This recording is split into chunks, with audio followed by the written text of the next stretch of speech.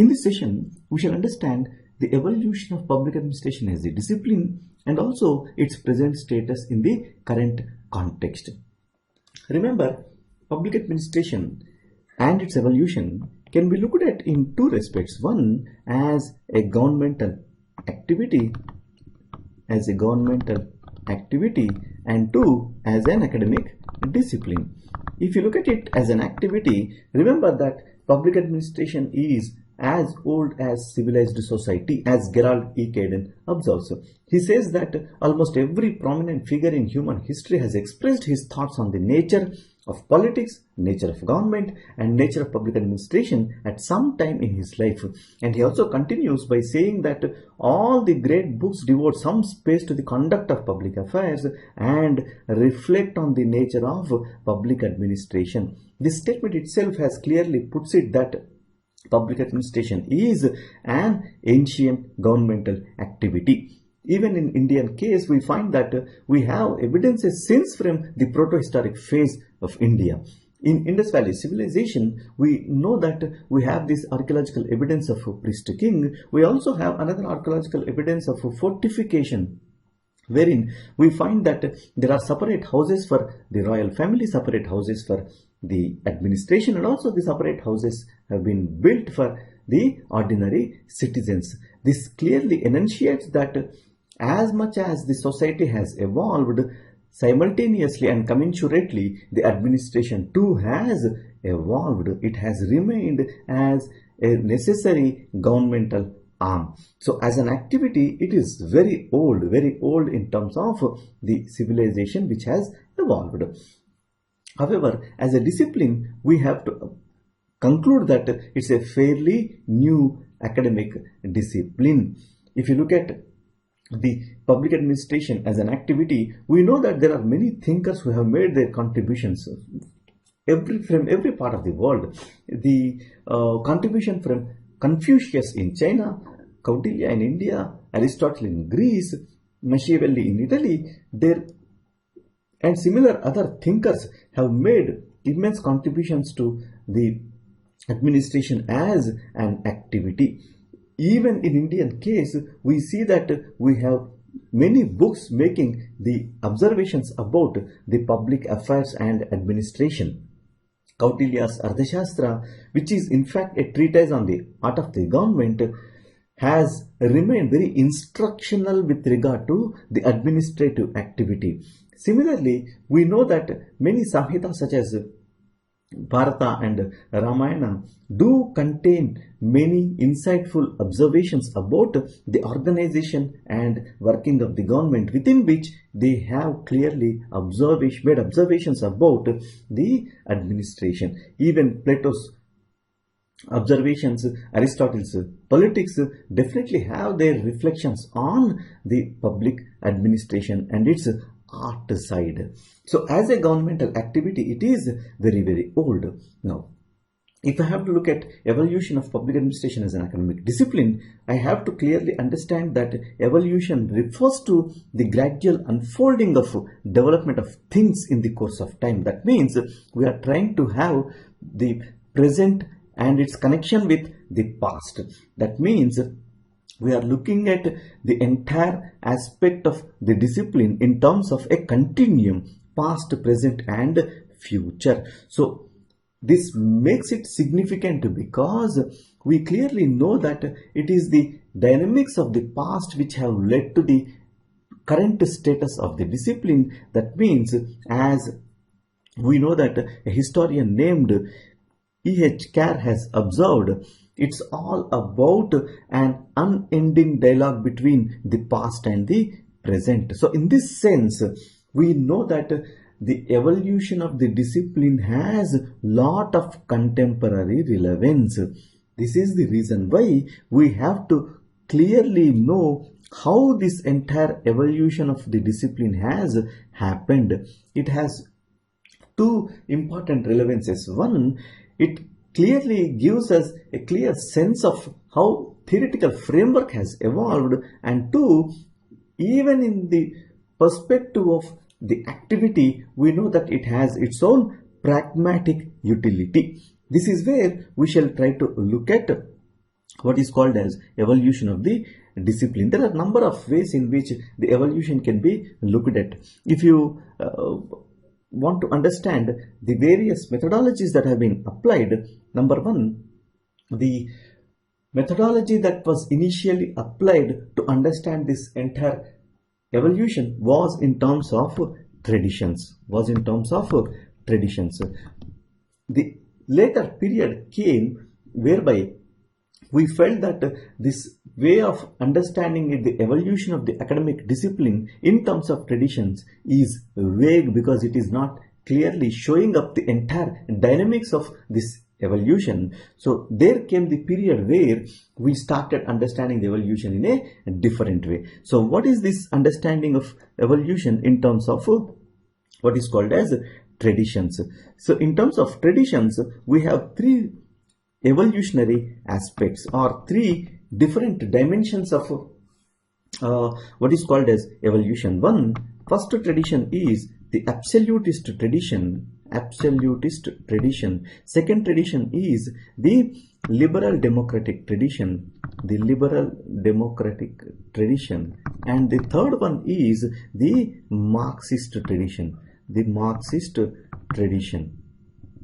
In this way, on a particular timeline, we have to see the evolution of public administration. We shall now look at the absolutist tradition. We are looking at absolutist tradition because this predates the other two traditions that we have noted down, liberal democratic and Marxian. How it predates? It predates because absolutist tradition refers to the administrative traditions of various absolute monarchical regimes. That means we are saying that all the powers are concentrated in a single individual called a monarch. This absolutist tradition has its relevance in India because we have some earliest evidences with regard to this. The earliest work concerning this in India is Kautilya's Ardhashastra, which has made its own important contributions through certain observations on public administration and public affairs in ancient India. However, there is a problem here. There is a limitation here. What is that limitation? The entire discussion on such absolutist tradition, not only in India but everywhere else in the world, this discussion has been confined to their own regions or their own locales, because sufficient information with regard to such absolutist administrative traditions of various societies is meager or vague. Number one. Number two, there is also one more problem. Whenever we find that a particular section of the society which is studying public administration has to be acquainted with public administration, they prefer to do it with respect to their own traditions.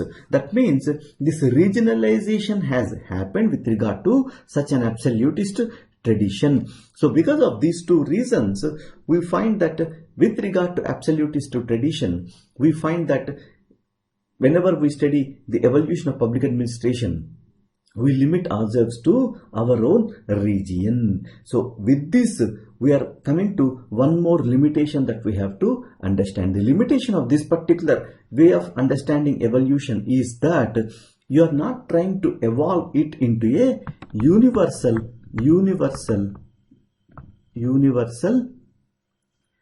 academic discipline. You are getting regionalized. This is another disadvantage that we have with regard to such a study that we are making.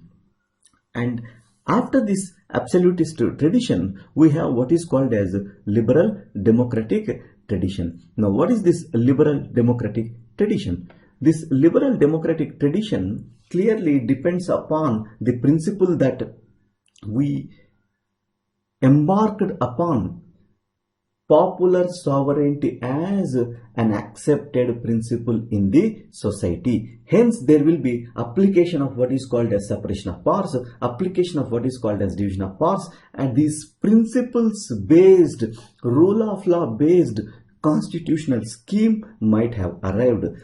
this might have arrived in a particular region, this might not have arrived in another region, but public administration has been made subject to such a phenomena. So liberal democratic tradition is the one which is modern. So traditionally, the origins of public administration as a separate area of inquiry are traced to Woodrow Wilson's article, The Study of Administration, published in 1887. So this marked historically the beginning of the systematic investigation into the field of public administration. Here, in this particular tradition, we find that subject has passed through various phases, and when we identify these various phases are characterized by a particular paradigmatic approach. That means we are looking at these entire phases in terms of whatever the paradigm approach that they have adopted. Broadly, this liberal democratic tradition has been identified in terms of 7 phases, and they have their own paradigmatic approaches in understanding the evolution of the public administration as a subject. The first phase in this liberal democratic tradition, marked by its own paradigmatic approach, is the politics administration dichotomy approach. Woodrow Wilson, as we know, has identified that politics and administration are separate processes, and similar attempt has also been made by another thinker named Frank J. Goodenough. Here, politics and administration as separate processes have been identified by these thinkers because they felt that policy making had been the realm of the politics and policy execution has been the realm of the administration. And at the same time, they have also identified that given this, it may also lead to the possibility of development of a science of administration. This is the first phase having its own paradigmatic approach. The second phase is having its own paradigmatic approach called the structural approach.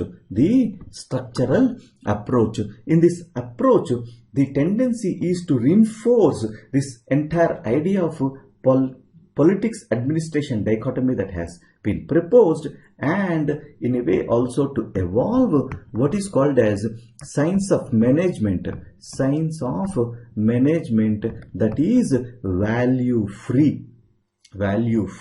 So the public aspect of this public administration probably has been dropped in this particular phase virtually, and the questions of value were not at all considered as important to the new science of administration. So this is where they felt that the politics which has value orientation and the politicians who carry on with these values were considered to be irrelevant. This is where the second approach is marking the second phase. The third phase is marked by another paradigmatic approach, which is human relations approach. There were certain experiments called Hawthorne experiments which have pioneered this particular movement, which came to be regarded as human relations approach. Its impact on public administration was huge. Remember that this was the post-war period, and this period required an organizational analysis which must draw its attention towards the workers or working groups or employees. In the same line of thought, we have few more phases with their own paradigmatic approaches, that is behavioral approach, then developmental approach, then public policy approach, then we have lastly the political economy approach. If you look at this particular understanding of evolution through liberal democratic tradition, there are certain shortcomings that we can observe. One, we observe that the entire timeline is not specified, number one. Number two, we also observe that even though these approaches have been adopted within public administration as an academic discipline, the context and the continuum nature of public administration through its evolution, is not categorical or clear.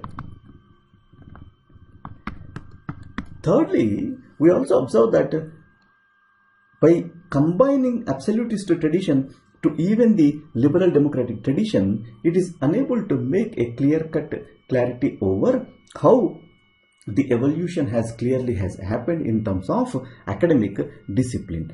Then we have the third tradition called as Marxist tradition. The Marxian tradition also became important because of the 1917 October Revolution. The Marxian tradition. To see it briefly, we know that even though Marx has not paid much attention to this concept of what is called as bureaucracy, remember, his views can be identified. He clearly looks at the society, and within society he looks at economy or production at its base, and every other aspect of society, that is family, state, administration, anything that you call as an institutional setup, it will have its basis in economy. And he knows that, and he propounds that as much as economy is based on what is called as capital, any institution which has evolved is going to reinforce this capital. That means evolution of a bureaucracy to serve the needs of the people as part of state, or expansion of bureaucracy, is again reinforcement of what is called as capital. So for him, it is ultimately to end this era of capital.